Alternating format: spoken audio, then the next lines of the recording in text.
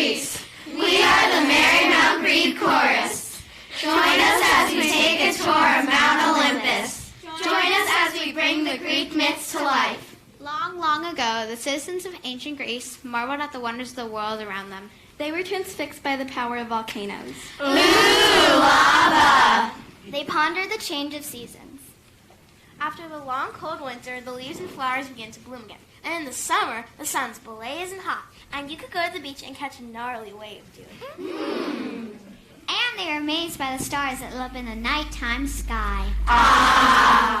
And so the citizens of ancient Greece created gods and goddesses, each with powers, each with a story to explain all of life's mysteries. The gods and goddesses lived together on Mount Olympus, A mountain so high that no human could see their activity. At the start, there was Gaia. I'm Gaia, source of all life. I came out of the darkness so long ago that no one knows how and no one knows when. There was her grandson Zeus. I'm Zeus, the most powerful of all gods. My weapon is a lightning bolt. With it, I can govern the sky and earth and secure my place as the most powerful of all gods. He's all about that bolt, More thunder! Zeus had two brothers. I'm Poseidon, god of the sea. My weapon is the trident. When I strike the water, the waves rise so high. I'm Theseus, son of Poseidon. I'm most famous for slaying the Minotaur. I am Hades, god of the underworld. My weapon is a cap of invisibility. When I wear it, I can sneak up on my enemies. I'm Demeter, goddess of fertility. I tend to the fields and flowers with my daughter Persephone. I am Hestia, the keeper of the hearth and tender of all fires of the world. I'm Hera, the goddess of marriage and family. I'm also Zeus's wife. Zeus shared his throne on Mount Olympus with his brothers, sisters, and all their children.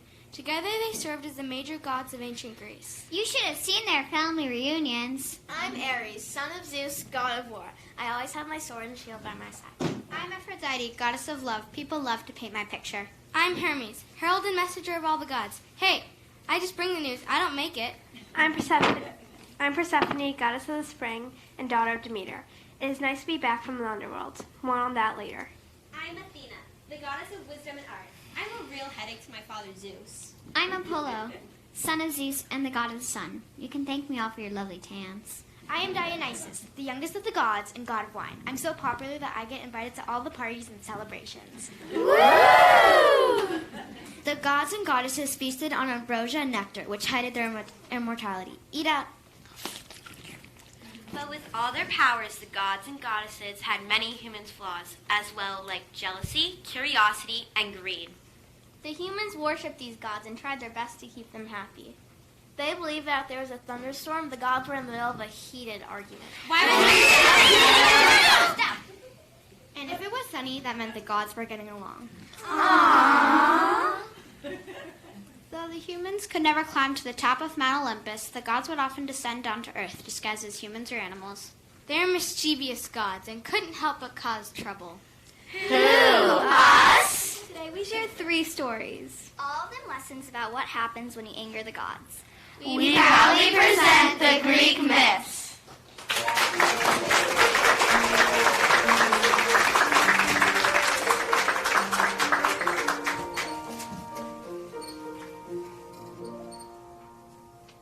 The myth of Arachne. Athena was the daughter of Zeus. After Zeus swallowed her mother, the goddess Metis, Athena sprang forth from her father's head.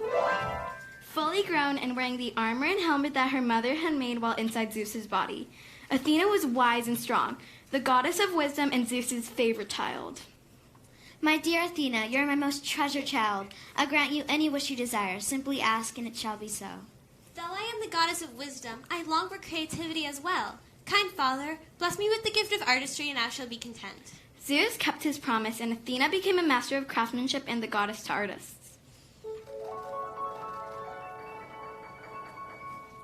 She was the inventor of the loom and presented her gifts for all mankind to enjoy. With this invention, I can create the most exquisite tapestries using colors from the universe and threads spun from the softest clouds, red from the sunset and blue from the night sky. Everyone in Greece worshipped the artistry of Athena until one day a young maiden, the proud Arachne, challenged the goddess. Excuse me? Who dare challenge the goddess Athena? Patience, please. I'm just getting to that. Arachne was a young girl who lived in Lydia, famous for its purple dye. Her joy was weaving, and she wore the most beautiful clothes anyone had ever seen. Look at my craftsmanship. I make men weave in my artwork and the skill of my hands. I'm the greatest weaver in the world. The greatest since the world began, no doubt. In fact, call me crazy. I think I can weave better than Athena herself. Oh, no! Oh, yes. Athena heard this, of course. The gods were always very quick to hear criticism and even swifter to act against it. Athena was hurt and dismayed by Arachne's words, for she truly cherished mortals and only wished for their betterment. However, this disrespect could not go on unpunished. You poor child. You don't know how foolish you are. Athena disguised herself as an old woman and went down to earth to Arachne's house.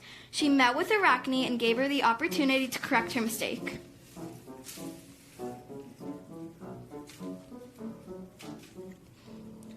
Your work is beautiful, my child, but do you dare compare yourself to the goddess Athena? Why not be content to be the best among the mortals and leave the work of the gods to the gods themselves? Because I am better than the gods. Let the goddess Athena come and match her skill against mine. And with that, the goddess Athena threw off her disguise.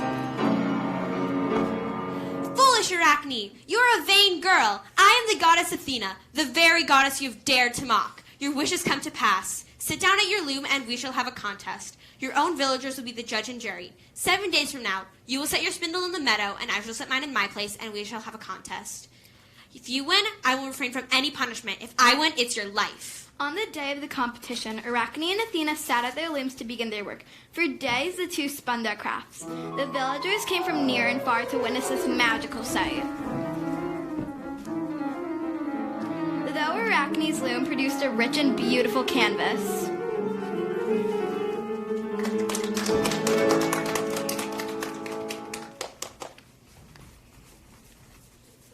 it was no match for the goddess Athena, who seemed to weave the very sky into her fabric.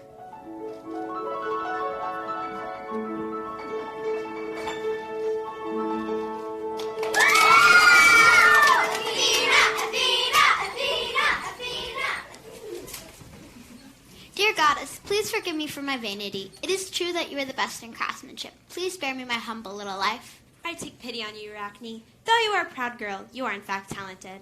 I shall spare your life. But since you seem to enjoy weaving so very much, you must spend your life weaving forever, so you may never forget the fate that befalls on those who challenge the gods. And with that, Athena changed Arachne into a spider.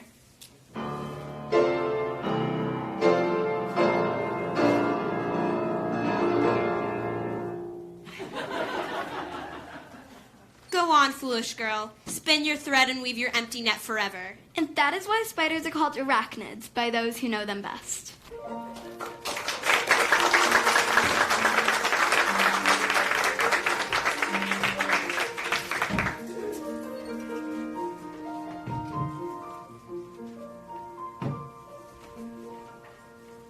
The myth of Daedalus and Icarus. Daedalus was a Greek inventor, architect, and craftsman of marvelous skill. Why, thank you. He is credited with inventing carpentry, including tools like the axe, the saw, and glue. He's also said to have been the first to invent sails and masts for ships in King Minos' navy. I also carved statues with such precision that they appear to be living and moving. Excuse me, I'm in charge of the narration. Are you going to tell the whole thing? The title of the myth is Daedalus and Icarus, so yes. Can we change the end? I don't like what happens. Whose fault is that? Among Daedalus' most famous inventions, a wooden bowl for Queen Persephone and a labyrinth. Which is a very complicated maze. Once you enter, good luck finding your way back out. The labyrinth was designed to imprison the Minotaur, a fearsome creature of Crete, who had the body of a man and the head and tail of a bull. Minotaur, that's your cue.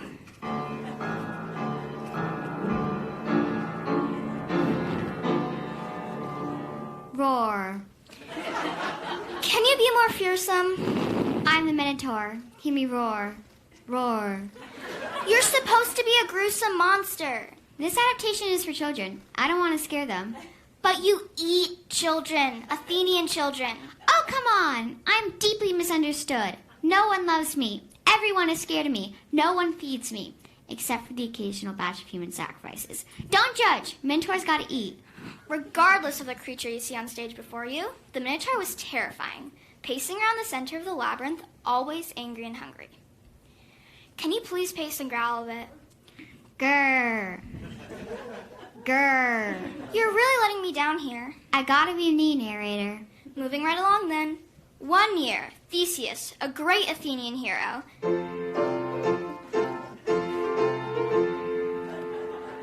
disguised himself and volunteered to join the 14 Athenian children who were going to be sent into the labyrinth and sacrificed to the Minotaur. Save us, Theseus. Haha, I am son of Poseidon. I will not fail you. The children were sent into the maze, and Theseus, with the help of Daedalus, unwind this magical ball of string as you go, so you can find your way back out. Also, here are a couple tricks of finding your way to the center. Thanks, Big D. Better have your sword ready to go. Don't want to get eaten by the Minotaur. Some versions of the story say use my bare hands to kill the monster. That's more dramatic. Don't be reckless and impulsive. Recklessness, impulsiveness, my fatal flaws. But don't worry, I got this. Theseus wandered into the labyrinth, the sounds of crying, terrified Athenian children echoing throughout the dark and endless maze. Save us, Theseus. The Minotaur was starving and began to prowl in search of delicious Athenians. You know, I'd be fine with a nice Greek salad. Does anyone know if Grubhub will deliver to a remote island in the Mediterranean? You don't eat salad! Stop it. Theseus used the magical string and followed Daedalus' tips on how to get to the center of the maze. After winding through the dark, creepy passageways, Theseus finally arrived at the Minotaur's lair. Here comes dinner. I, Theseus, son of Poseidon, greatest Athenian to ever live, am here to slay you, you wretched, horrifying beast. No need for all the name-calling. Minotaur has feelings, too. And with that, Theseus killed the Minotaur. Really? That's it? You call that a character arc? Come on, can I lose another scene or two? Sorry, that's how the myth goes. Die!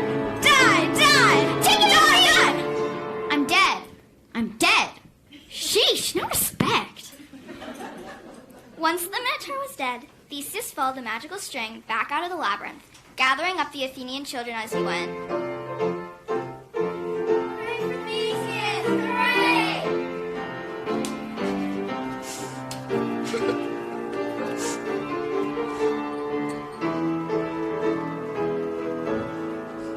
He boarded the ship with the children and King Minos' daughter, the Cretan princess Arianny.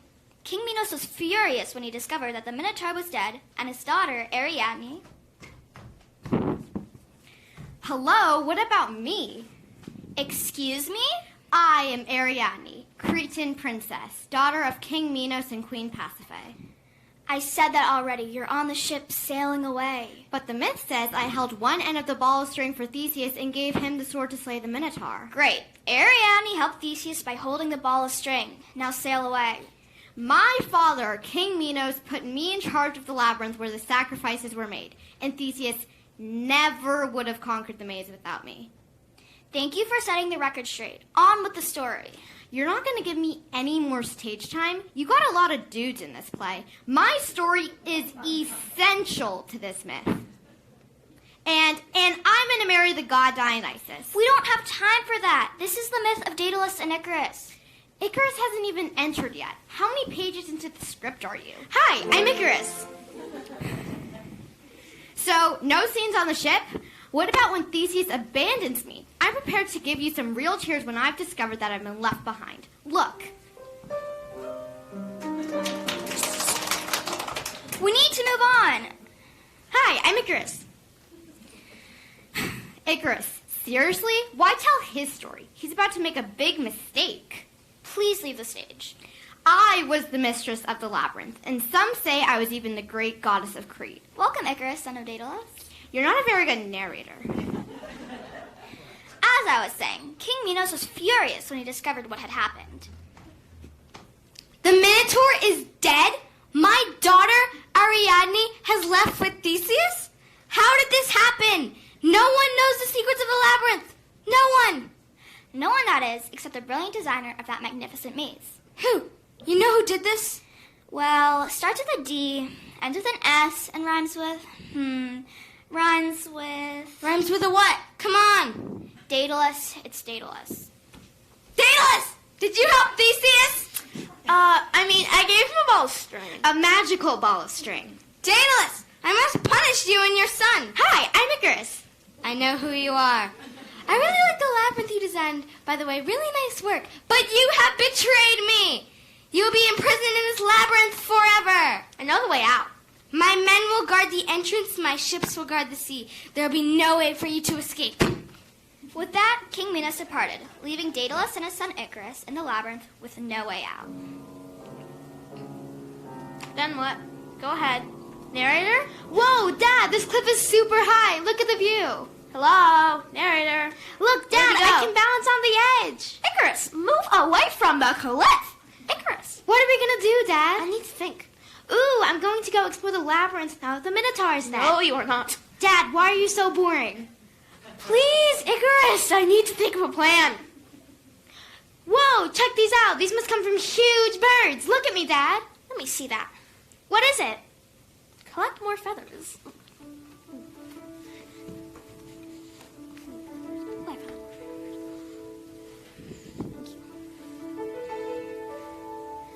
What is it? What are you making? Gather more feathers and tree branches, anything you can find. For days, Daedalus worked using bird feathers, branches from trees, and wax to build his latest and greatest invention. What is that? What did you make? Whoa! Wings? Come here, let me fit these onto your back.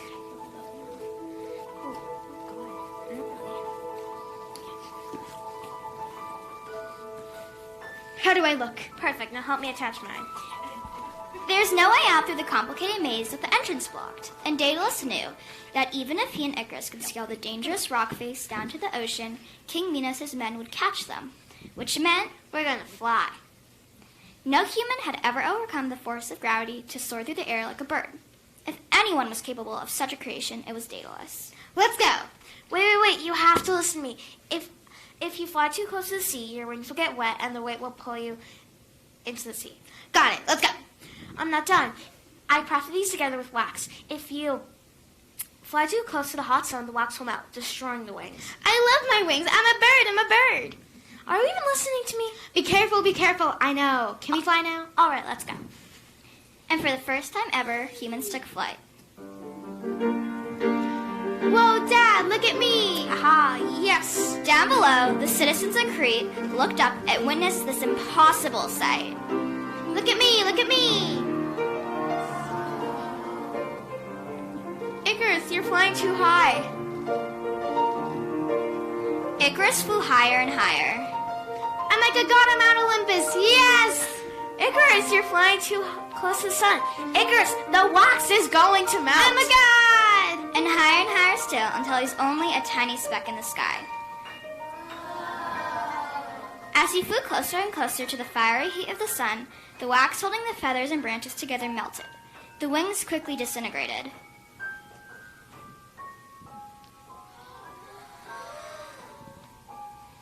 Icarus, no. Icarus fell into the sea, disappearing under the water. Daedalus couldn't do anything. Icarus had ignored his warning and fallen from the sky. Daedalus wept for his son, but kept flapping his wings, eventually arriving in Sicily. He would forever be haunted by his son Icarus' failure to heed his warning. Well, that was fun. Arianny, you're still here? I never left. I've been sitting over there the whole time. This myth is over. Just think. You all could have seen the wedding of Ariadne and Dionysus. Dionysus, god of wine and theater. That was a good reception, but no. Narrator here insisted on a sad ending. That's how the story goes. It always ends with Icarus falling into the sea. Ariadne, look me up, people. The end. Time for the next myth.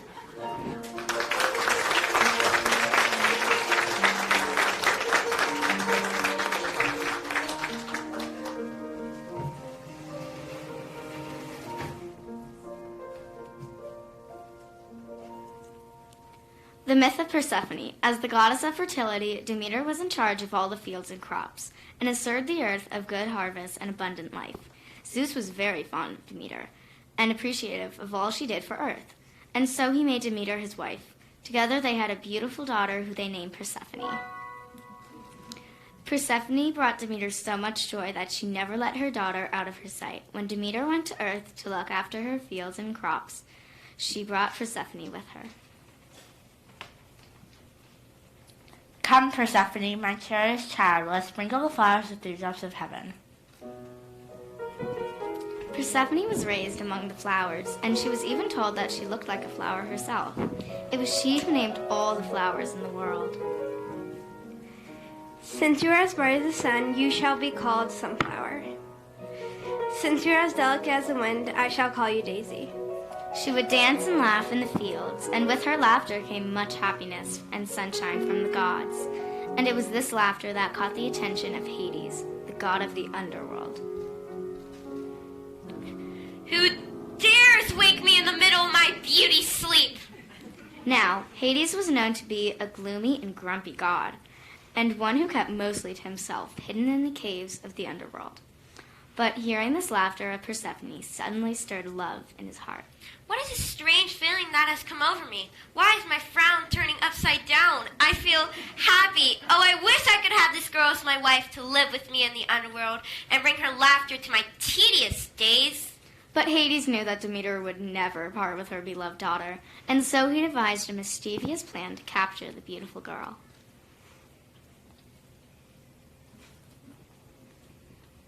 Mother, the sun is so high in the sky today. Can I please go collect flowers in the meadow? My child, you know I desire to grant you every last request, but there is more danger in the world than your young heart can know. I promise I will return before dark. The flowers are so beautiful and plentiful, and I will make the most beautiful crown for you. Very well, but do not travel too far or rest behind trees where I cannot see you. Thank you, Mother. I'll do as you say. But in her excitement, Persephone forgot to heed her mother's warnings. She strayed too far for her mother to see her. Closer, closer, closer. And here, in the flattest part of the meadow, the ground split open. In an instant, Hades reached up from the underworld and snatched the girl, dragging her down below. The ground quickly covered up the hole, and silence fell upon the land. Demeter realized instantly that something was wrong and called out urgently for her daughter. Persephone! Persephone! Where are you? Come back! Persephone! Persephone had vanished without a trace, and Hades led the frightened girl to his home in the underworld.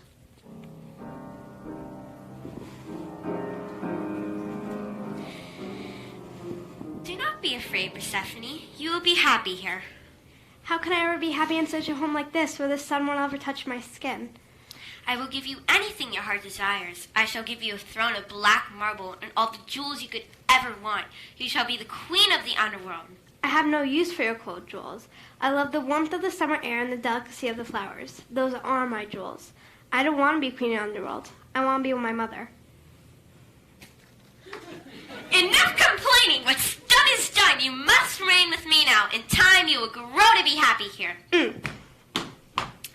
This might take longer than I thought.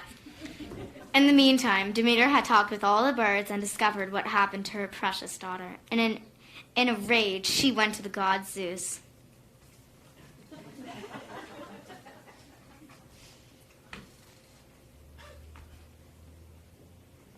You know, I've always been especially fond of you, Demeter. I acknowledge the earth with rain whenever your fields are thirsty. But what is it you ask from me now? Your brother, Hades, has stolen our daughter and dragged her down to the underworld to be his queen. You must rescue her immediately. Justice must be had. Please calm yourself. Though we've had our differences, Hades is a powerful god and will make a good husband for a daughter. I cannot make such a demand of my own brother.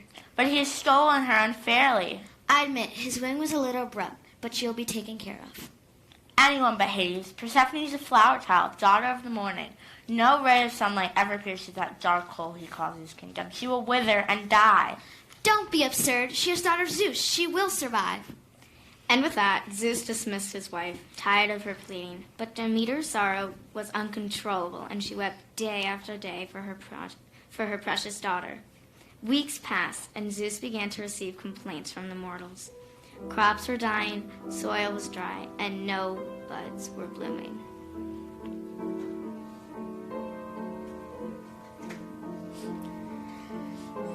I realize I may have not been entirely fair. Can we find some compromise? As long as my daughter is away, I shall weep. As I am the goddess of fertility, while she is gone, nothing will grow. No grass will spring, and I will mourn, and the earth shall grow as dry and as shriveled as my heart. Somehow, I don't think that's going to ease the mortals. Very well, she'll be allowed to leave the underworld as long as she has eaten the fruit of the underworld. If she has, you understand there is nothing I can do. She'll remain there forever. I'll send Hermes to bring Persephone home to you. I'm certain she is not eaten, and her soul will be too heavy to eat. But in fact, Persephone had been growing weak with hunger. And though nothing grew in the underworld, there was one single tree that bloomed in Hades' garden. Come, Persephone, and taste of my pomegranate tree. I'm sure you never had such sweet, juicy fruit. That is very generous to share your fruit of your only tree. Perhaps I've underestimated you.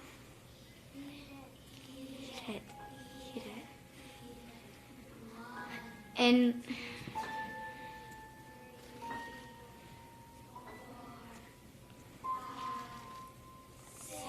Persephone had eaten 6 seeds when Hermes finally arrived to take her back to Earth.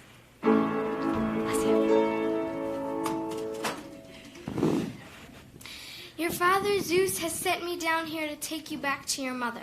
Thank you, Hermes. I knew my mother would never leave me here for eternity. But Hades interrupted before their departure. Not so fast, my friends. Persephone has eaten the fruit of the underworld. She has eaten 6 seeds. She must remain with me for 6 months of the year. She may go for now, but I will see you soon again, my dear. Hades smiled as he watched Persephone leave, for he knew that she would be returning to him. When Demeter saw her daughter again, she ran to her with joy.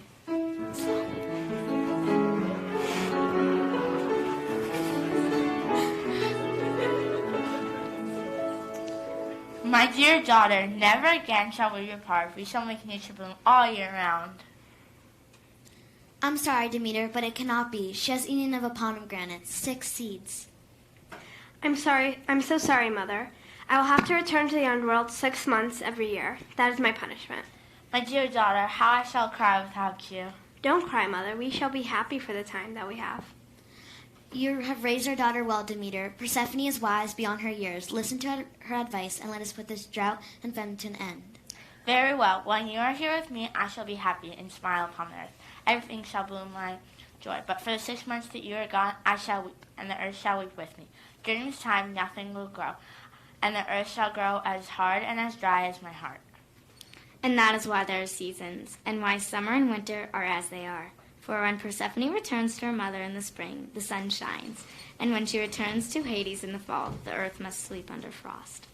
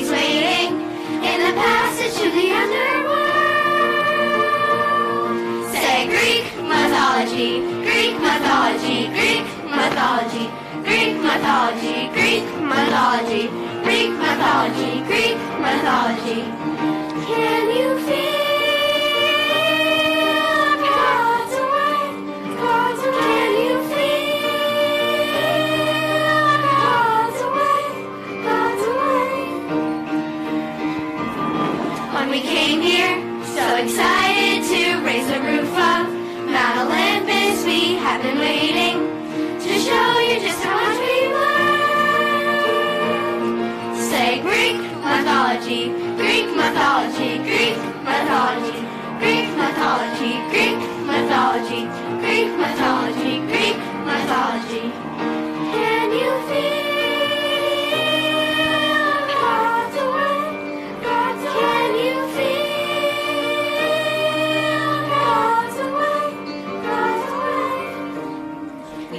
us the gods of the ancient world. All together we bring the light to Greek mythology. Here we stand, we are hand in hand, and we found our way back into your lives today. God came down with a crashing sound, but we come around to bring our tales to you today. You must hear year after year, so we stand on our feet to share with you our story.